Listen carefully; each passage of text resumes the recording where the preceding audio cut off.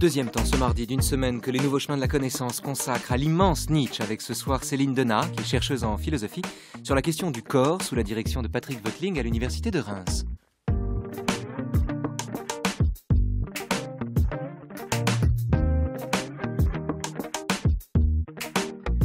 Après Jean-Pierre Faye, donc hier, qui est revenu pour vous sur la question de l'antisémitisme imaginaire de Nietzsche, eh bien c'est de Par-delà bien et mal, un chef-d'œuvre de Nietzsche, que nous allons parler ce soir, et en particulier du premier chapitre qui s'en prend aux préjugés des philosophes.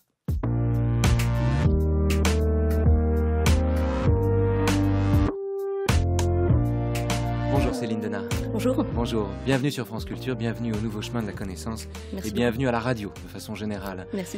Alors, on va partir et on va parler donc de cette première partie fameuse de Par-delà bien et mal, où Nietzsche s'en prend aux préjugés des philosophes. Une première question quand même, c'est une première partie extraordinairement critique à l'endroit des philosophes, de toutes les époques d'ailleurs, que ce soit ses contemporains ou ses prédécesseurs. J'allais dire même d'ailleurs certains philosophes de l'avenir, encore que les philosophes de l'avenir soient les seuls auxquels Nietzsche réserve quelques éloges. Ouais. Première question, quel est le statut chez Nietzsche de la critique comme telle? Est-ce que la démarche de Nietzsche ne repose pas, avant d'être critique, sur une positivité, sur une affirmation?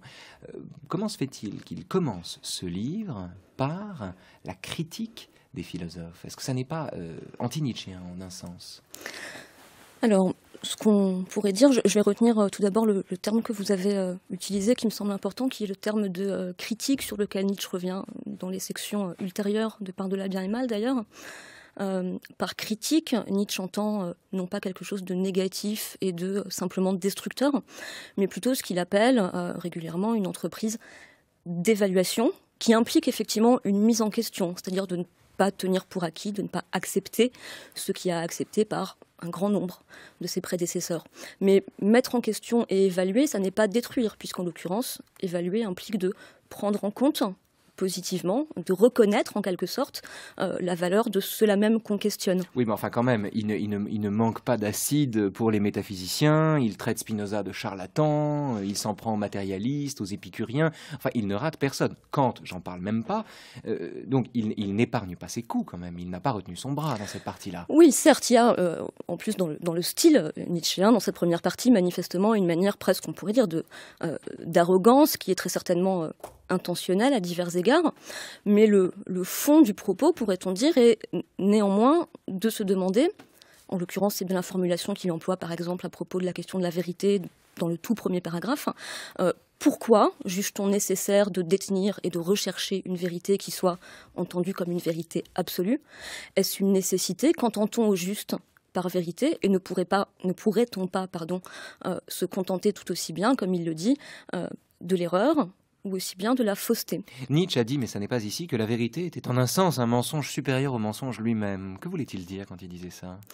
Par là, il entend que tout ce que nous nommons connaissance, tout ce que nous nommons plus généralement pensée, implique ce qu'il nomme une falsification, c'est-à-dire une transformation ou une déformation. Une simplification aussi peut-être, hein. Le plus souvent, en l'occurrence, jusqu'ici, comme il le dit, c'est-à-dire jusqu'à lui, la connaissance s'entend essentiellement comme simplification, comme processus d'unification, d'élimination des différences, d'élimination des singularités, parce que précisément, dit Nietzsche régulièrement, c'est ce dont nous avons besoin pour survivre et pour vivre. Alors il faut opposer, de ce point de vue d'ailleurs Nietzsche est assez, si j'ose dire, même si, remarquez, ils sont contemporains, il est assez bergsonien, dans la mesure où il y a aussi pour Bergson une volonté pour l'homme, enfin une volonté immanente au fait humain de trier, de sélectionner dans le monde ce dont j'ai besoin au quotidien, et par conséquent d'éliminer ce qui ne m'intéresse pas et surtout de regarder les choses en fonction justement de leur fonction et rien d'autre.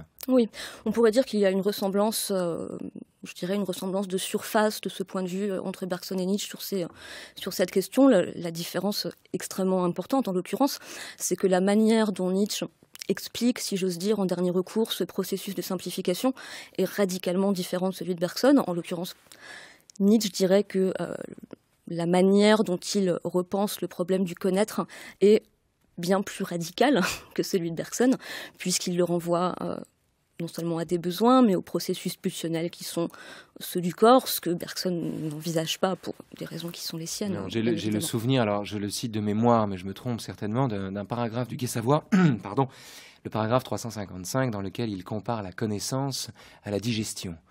Façon de dire, c'est celui-là, hein, façon de dire que quand nous connaissons au sens le plus cartésien, c'est-à-dire le plus trivial du terme, du point de vue nietzschéen, quand nous connaissons, en somme, nous réduisons ce qui est différent, ce qui nous est étranger, à du semblable et du déjà connu par un processus qu'il n'est pas nécessaire de décrire d'ailleurs, qui est le processus de la digestion. Oui, oui, oui. En fait, ce que Nietzsche va dire à cet égard, c'est que tout processus de connaissance est le plus souvent entendu comme un processus de reconnaissance, pour la raison... d'identification. D'identification, pour la raison ramener au vitale, même, au semblable. Voilà, que nous avons besoin de nous y reconnaître. Et qu'à tenir compte sans cesse du singulier, nous serions le plus souvent tout simplement égaré. En ce sens, il compare le processus de connaissance de l'homme au processus qui se produit sans doute, selon lui, chez n'importe quel animal qui, pour survivre, reconnaître sa proie, reconnaître les aliments qui lui conviennent, identifie sans cesse le différent à l'identique. Ô sainte simplicité, dans quel monde étrangement simplifié et falsifié vit l'homme. La falsification, la simplification, c'est donc la réduction de l'hétérogénéité, de la diversité à une série d'identités, en somme, à de l'homogène qui fabrique un monde monotonothéiste. Oui, ce qui est le propre de la connaissance, qui usuellement est une connaissance conceptuelle, le concept étant le cas... on va dire typique de cette modalité du connaître qui consiste à ramener des cas singuliers, non pas seulement particuliers mais singuliers, à une idée ou un concept unique. Étymologiquement, d'ailleurs, le concept, c'est le fait de prendre avec, c'est le fait de prendre sous l'égide d'une idée ensemble, et de saisir ensemble des réalités différentes en les assignant à résidence dans le cadre qu'une idée propose. Est-ce que tout concept est un préjugé pour Nietzsche? On pourrait dire un peu plus précisément que tout concept, étant donné ce qu'il entend au début de Par-delà bien et mal par un préjugé, que tout concept est le résultat d'un préjugé, à savoir du préjugé que l'unité, l'un, le simple, sont préférables à ce qui est complexe, divers, variable, etc., etc. Alors, Céline Denat, on parle avec vous de la première partie de Par-delà bien et mal, où il s'en prend aux préjugés des philosophes. Restons encore un instant sur cette idée de simplification. Il y a d'un côté, en philosophie, la simplification, consiste à ramener des choses différentes à une réalité unique. Le simplisme, en somme, des philosophes, attachés à identifier les choses, attachés à repérer ce que les choses peuvent avoir en commun. Tout à fait. Et il y a peut-être, directement opposable à cette simplification, je ne sais pas ce que vous en pensez, l'idée de simplicité, qui n'est pas du tout la même chose, en somme, simplicité et simplification. C'est difficile, la simplicité, Est-ce que vous pourriez préciser? Oh, mais c'est très simple, c'est très simple, justement, c'est l'idée de simplicité, c'est-à-dire que la simplicité, c'est l'unicité d'un geste, d'une parole, la singularité d'un geste ou d'une parole, alors que la simplification, c'est résorber cette singularité sous l'égide d'un lieu commun. Oui. En même temps, je ne suis pas certaine que Nietzsche le formulerait en usant du terme même de simplicité. En l'occurrence, si ce qu'on entend ici par simplicité, c'est par exemple l'acte d'appréhender toute la diversité des apparences en tant que telles, ce qui implique effectivement de renoncer au processus de synthèse, d'unification, de simplification. L'essentiel pour Nietzsche, c'est quand même plutôt l'appréhension du complexe que de quelque chose de simple. Donc le terme de simplicité me semble un petit peu gênant ici.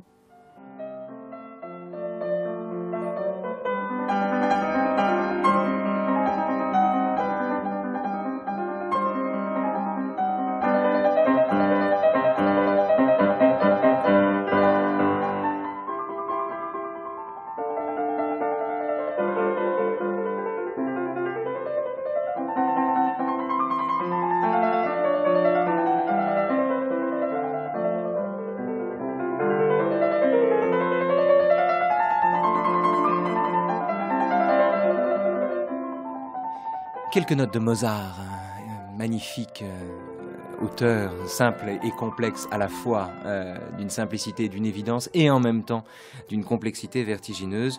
Peut-être faudrait-il appliquer cela à Nietzsche. Nietzsche lui-même avait une une vénération pour Mozart et d'ailleurs une détestation pour Beethoven. On reviendra là-dessus dans quelques jours avec Dorian Astor pour parler du rapport de Nietzsche à la musique. Céline Denat, ce soir, est avec nous pour parler de la première partie de Par-delà bien et mal et des préjugés des philosophes, parmi lesquels je vous propose d'entendre la première version de ces préjugés. On a parlé de l'idée de vérité. Juste après, Nietzsche s'en prend à ceux qui veulent diviser le monde en deux, en noir et blanc, et voici ce qu'il dit.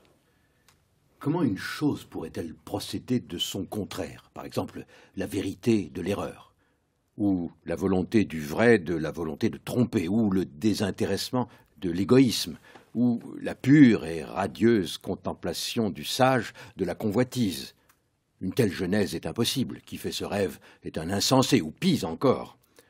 Les choses de plus haute valeur ne peuvent avoir qu'une autre origine, un fondement propre. Elle ne saurait dériver de ce monde éphémère, trompeur, illusoire et vil, de ce tourbillon de vanité et d'appétit. C'est bien plutôt au sein de l'être, dans l'impérissable, dans le secret de Dieu, dans la chose en soi, que doit résider leur fondement, et nulle part ailleurs. Ce genre de jugement constitue le préjugé typique auquel on reconnaît les métaphysiciens de tous les temps. Cette manière de poser les valeurs se dessine à l'arrière-plan de toutes les déductions de leur logique. Forts de cette croyance, ils partent en quête de leur savoir, de ce qu'ils baptiseront solennellement, en fin de compte, la vérité. La croyance fondamentale des métaphysiciens, c'est la croyance aux oppositions des valeurs.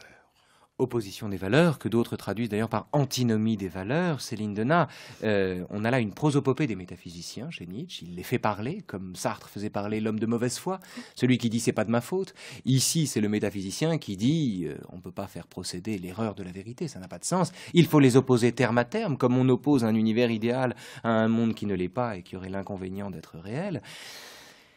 Nietzsche se moque, raille ceux qui fonctionnent comme ça, c'est-à-dire ceux qui, alors dans l'ordre de la simplification, binarisent le monde en deux parties, en noir, en blanc, en monde idéal et en monde immanent. Bref, ceux qui pensent le monde sous l'angle réducteur d'une grille binaire, à deux entrées. Le propos de Nietzsche concernant le dualisme, qu'il dénonce comme le préjugé typique des métaphysiciens, comme on vient de l'entendre, est à rattacher, en l'occurrence, très étroitement à ce que Nietzsche dit de ce qu'il a appelé auparavant le besoin atomiste, qui n'est que l'autre nom, en réalité, du besoin d'unité dont on parlait il y a quelques instants.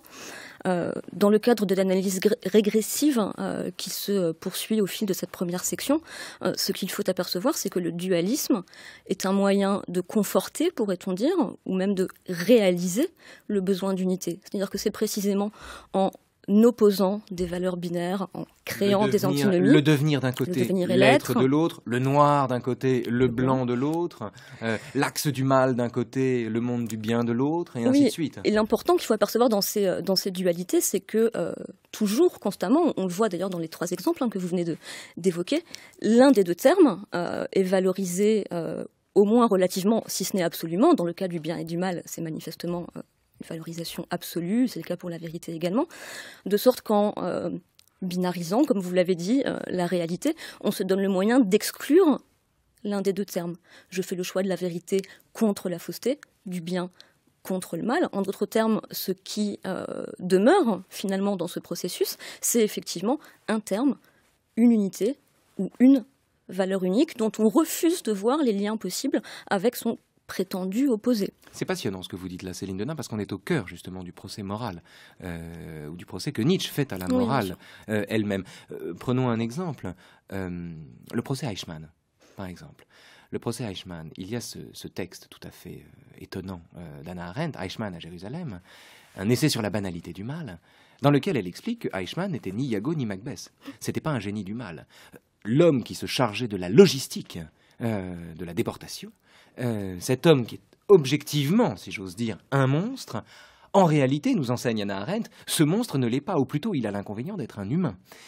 Il est commode, dans une appréhension morale du réel, de tenir pour inhumain ou strictement monstrueux celui dont les actes passent l'entendement, passent la compréhension. Oui. Bref, de réintroduire de l'absolu là où la pensée s'effondre, en somme, où l'on refuse de penser. Or, le problème que pose Eichmann, ça n'est pas qu'il est inhumain, c'est qu'il est humain.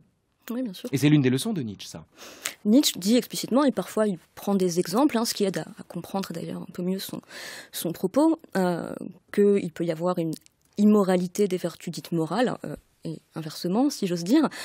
Par exemple, que l'on peut très bien se montrer, ce qui renvoie d'ailleurs à des cas éventuels de la vie commune que chacun a connus, que l'on peut se montrer généreux par égoïsme. Ou monstrueux au nom du bien. Ou monstrueux au nom du bien, effectivement. Mais alors, restons quand même là-dessus. Le filtre moral que les métaphysiciens ont tendance à poser sur l'existence, bien souvent, la métaphysique le présente comme l'effet d'un travail abouti, c'est-à-dire d'un travail qui permet de distinguer, de discriminer, comme on dit, entre ce qui est bien et ce qui ne l'est pas dans le monde. Bref, comme le résultat d'une compréhension du monde et d'une saisie de la vérité, d'une abjuration de l'erreur. Or, ce que fait Nietzsche, c'est qu'il y voit l'expression la plus populaire, la plus plébéienne, la plus grossière à ses yeux, c'est-à-dire la plus communément répandue.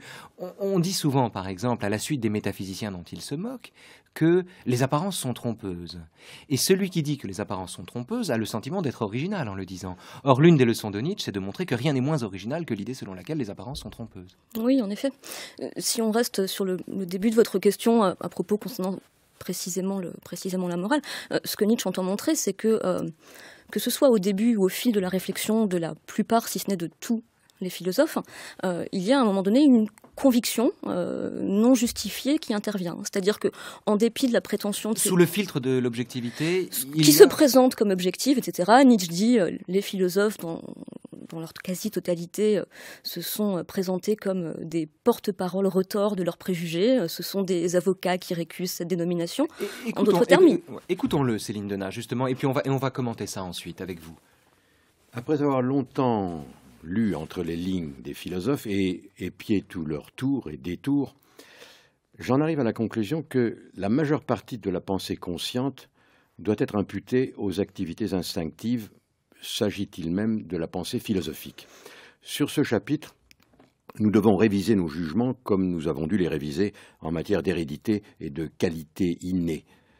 De même que le fait de la naissance ne tient aucune place dans l'ensemble du processus de l'hérédité, de même la conscience ne s'oppose jamais à l'instinct d'une manière décisive. Pour l'essentiel, la pensée consciente d'un philosophe est secrètement guidée par des instincts qui l'entraînent de force dans des chemins déterminés. À l'arrière-plan aussi de toute la logique et de son apparente liberté de mouvement se dressent des évaluations, ou pour parler plus clairement, des exigences physiologiques qui visent à conserver un certain mode de vie. En somme, Céline Denat, si on suit la parole de Nietzsche, celui qui renonce à être objectif est beaucoup plus sincère que celui qui prétend à la vérité de son propos. Il est plus sincère, il est plus probe, comme le dit souvent Nietzsche, plus honnête. Donc effectivement, parce que ce qu'il faut reconnaître, en l'occurrence, c'est que toutes nos pensées, quand bien même nous prétendons à une objectivité et à un désintéressement absolu, est relatif à ce que nous sommes et à ce dont nous avons besoin ou à ce que nous désirons. Donc il y a chez Nietzsche l'idée que aucune idée n'est détachable de celui qui la profère, de celui qui la formule, parce qu'on pourrait aussi considérer qu'au terme d'un travail, une forme d'ascèse philosophique, une parole finit par voler de ses propres ailes, finalement, et s'affranchir de son locuteur.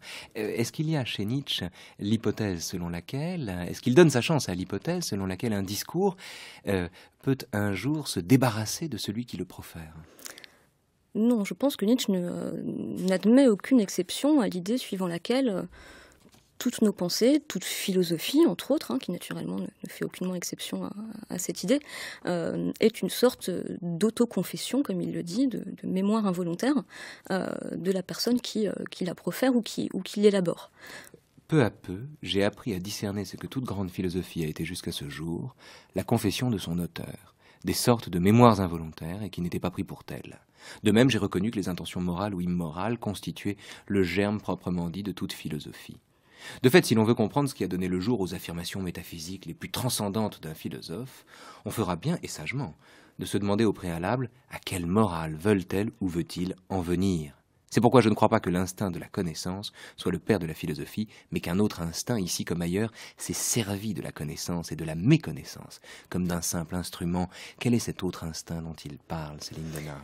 Il le dit ici au singulier, mais on pourrait aussi bien dire d'autres instincts, c'est-à-dire les besoins qui sous-tendent les philosophies variées que nous connaissons ne sont pas nécessairement toujours identiques. Le besoin général ou l'instinct qu'il entend évoquer ici, c'est l'instinct, disons, pratique, qui est de conserver, ou plutôt dans sa perspective, de tenter d'accroître notre puissance ou notre existence. Mais au-delà de ça, est-ce qu'il n'y a pas chez Nietzsche, à l'avance peut-être, une critique d'une double tentation, qui serait d'un côté la tentation de séparer un philosophe de sa pensée, en somme de dire, comme Heidegger le disait d'Aristote, hein, il est né, il a vécu, il est mort. Autrement dit, sa vie, je m'en fiche. Elle ne m'intéresse pas, ce qui m'intéresse, c'est la pensée d'Aristote. Donc on sépare un philosophe de sa pensée, on désincarne un philosophe. Premier écueil. Deuxième écueil, peut-être, plus subtil, hein, c'est au contraire de dire que toute idée est rattachable à la personne du philosophe et en somme ne saurait jamais en être saisie indépendamment du corps d'un philosophe.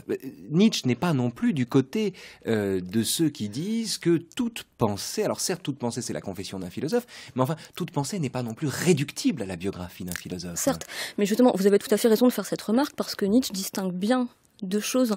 Lorsqu'il évoque ici, de manière, pourrait-on dire, pour faire vite, métaphorique, cette idée de mémoire ou d'autoconfession, en réalité, il ne faut pas croire que Nietzsche entend réduire la pensée d'un philosophe à sa biographie. Il y a même un certain nombre de textes où il reproche aux biographes, entre autres, de diluer la pensée d'un auteur dans la vie personnelle de l'auteur en question.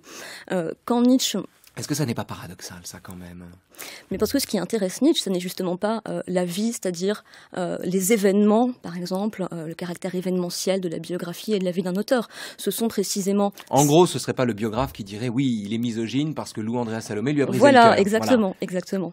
On ne peut pas dire ça non plus. Non, ce qui l'intéresse, ce sont des instances qui sont généralement infraconscientes, non conscientes. Les événements de la vie ont des sources qui, en un sens, peuvent être les mêmes que celles des théories que nous développons.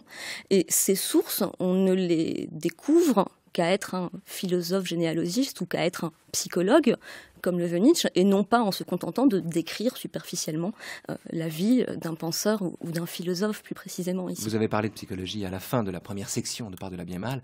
Il dit de la psychologie quel est le chemin nouveau qui reconduira aux problèmes essentiels. Qu'est-ce qu'il veut dire par là ? Qu'est-ce que c'est que la psychologie pour lui ? Alors, dans le même texte que vous évoquez, il précise bien deux choses au moment où il évoque cette psychologie.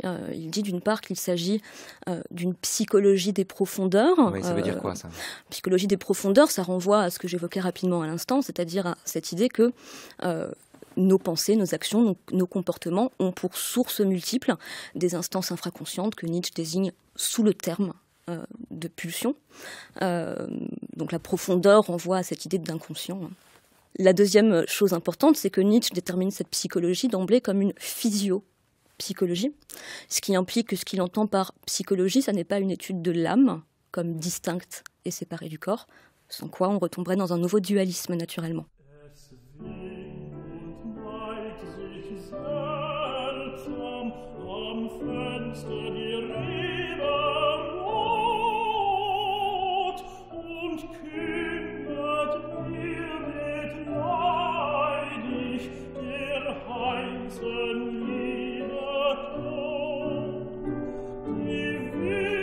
Céline Donat, savez-vous qui est l'auteur de ce livre ? Je dois avouer que non, je ne le reconnais pas de façon certaine. C'est Nietzsche. C'est Nietzsche lui-même. Vous ne l'aviez jamais entendu ? Non. Il est auteur et compositeur. Eh oui. Bon. Alors, restons encore sur les préjugés des philosophes. Je voudrais vous opposer, Céline Donat, au texte qu'on a lu tout à l'heure, c'est-à-dire celui qui dit que toute philosophie n'est que la confession involontaire de son auteur. Texte sur lequel un contresens facile à faire, c'est de rabattre donc toute pensée à la simple biographie d'un auteur. Oui. Donc vous nous avez dit que c'était plus compliqué que ça et que c'était moins la vie du philosophe que les pulsions qui le traversent peut-être et qui donnent le jour à des pensées. Paragraphe 289 de Par de la bien et mal, Nietzsche dit « Le solitaire ne croit pas qu'aucun philosophe, si tant est qu'un philosophe commence toujours par être un solitaire, ait jamais exprimé dans des livres ses véritables et ultimes opinions. N'écrit-on pas précisément des livres pour dissimuler ce qu'on cache en soi ? Il doutera même qu'un philosophe puisse avoir des opinions ultimes et véritables. » Et un peu plus loin, il dit « Toute philosophie dissimule aussi une philosophie, toute opinion est aussi une cachette, toute parole aussi un masque. » Il y a en effet un paradoxe important qui concerne plus généralement la question de l'expression, de la communication, de l'écriture, et qui se pose à Nietzsche lui-même lorsqu'il écrit. Et qu'on pourrait expliciter d'une part, effectivement, en rappelant que lorsque Nietzsche dit qu'un auteur se confesse involontairement en développant une philosophie, ça ne signifie pas qu'on découvre immédiatement et aisément ce que cette philosophie dissimule, d'où l'idée que toute communication peut être une manière de masque, une manière de se masquer, fût-ce involontairement d'ailleurs. L'autre aspect, c'est, en ce qui concerne peut-être surtout Nietzsche lui-même, c'est qu'il entend effectivement ne pas se communiquer aisément ou ne pas se communiquer complètement. C'est-à-dire, il reconnaît lui-même que sa propre pensée aussi est issue de pulsions, de besoins, etc. Mais en outre, ce qu'il entend faire lorsqu'il écrit, lorsqu'il expose sa propre philosophie, c'est se rendre, dit-il, difficile d'accès. Et en un sens, le texte que vous citez pointe, en quelque sorte, redouble le premier problème que j'évoquais, en indiquant effectivement que le philosophe nouveau, l'esprit libre que Nietzsche entend être, doit, par définition, du fait de son indépendance, de sa nouveauté, écrire de manière à ne pas être écrit nécessairement en réalité, de telle sorte qu'il n'est pas aisément accessible. Est-ce qu'il n'y a pas aussi en filigrane, en creux, l'idée chez Nietzsche que il y a finalement plus de sincérité dans la fiction, dans un travail de fiction où l'auteur, l'écrivain en l'occurrence, part de lui-même pour tisser des histoires qui ne sont pas les siennes, mais pour lesquelles il s'est inspiré, non pas de sa propre biographie, mais des pulsions donc qui l'ont traversé, de ce qu'il a vécu quand il a vécu. Donc il y aurait plus de sincérité dans la démarche de la fiction que dans l'autobiographie rousseauiste qui prétend, face aux juges éternels, dire toute la vérité et rien qu'elle. Ça me semble être une possibilité, effectivement, peut-être pas générale. Nietzsche n'évoque pas, à ma connaissance, ce genre de cas de façon explicite, mais on peut envisager effectivement qu'une œuvre de fiction soit plus sincère en tant qu'elle se reconnaît comme fiction qu'une philosophie qui se prétend objective et désintéressée.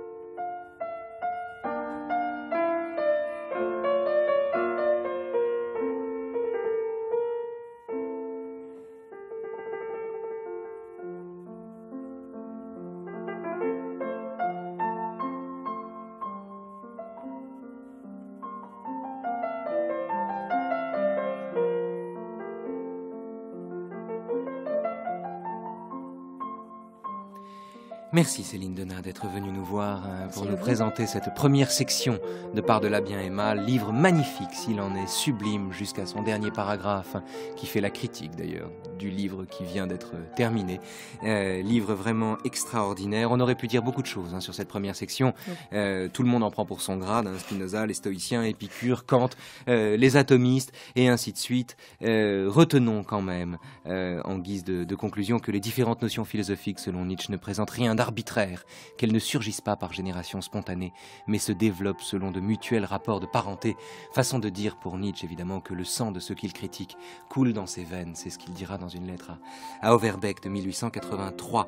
Je rappelle, Céline Denat, que vous êtes jeune chercheuse en philosophie, que vous travaillez sur le corps et sous la direction de Patrick Voetling, donc à Reims. Demain, je recevrai Emmanuel Salanskis, qui est philosophe, qui est attaché temporaire d'enseignement et de recherche, toujours à Reims d'ailleurs. À la technique aujourd'hui, c'était Michel Mestre, toujours sans son stylo. À la réalisation, Ghislaine David. Assistante, Geneviève Méric, Avril Ventura, Marion Richer. France Culture, il est 20h.